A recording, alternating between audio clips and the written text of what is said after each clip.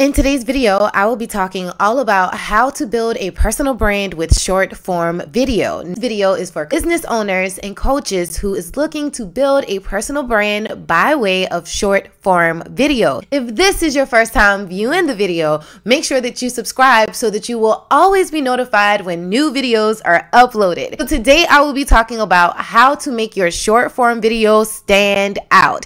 Now we know that short form video is really taking social media by storm, and you need to ensure that your social media presence is really intact when it comes to growing your business online. So the first tip I would have is to make sure that your video has a hook. That is something to grab your viewers' attention, not just a verbal hook, but also a visual hook.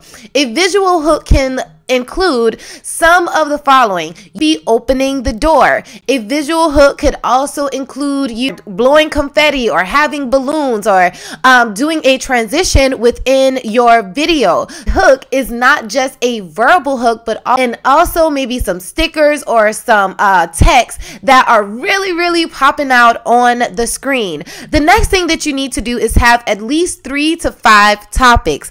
I would suggest that you have your topics where it is 3 minimum, 5 maximum. Remember that you are recording short form content and you want your viewers to be well engaged throughout the videos. So as you are having those specific topics, I also want you to add a few transitions and also a few stickers as well as some B-roll. And I will talk about B-roll a little bit more throughout the channel, so make sure that you subscribe. But make sure that you have a little bit of B-roll included. The B-roll could be of you yourself, or one of the websites that I like to use is Pexels, and it's actually an app. It's P-E-X-E-L-S.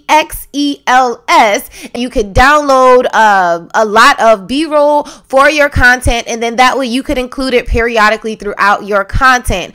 As you are having your B-roll, as you are having stickers and text that are going throughout the screen, I would also want you to have a call to action. In your call to action, it should tell your viewers something that they should do before they actually leave the platform. So what do you want them to do? Do you want them to follow for more tips? Do you actually want them to subscribe to your channel? What is the call to action that you want your viewers to do before they leave your channel? If this video was helpful in any way, make sure that you subscribe to the YouTube channel so that you could get more tips on how to grow your personal brand right here on social media. And I am Alicia Richard.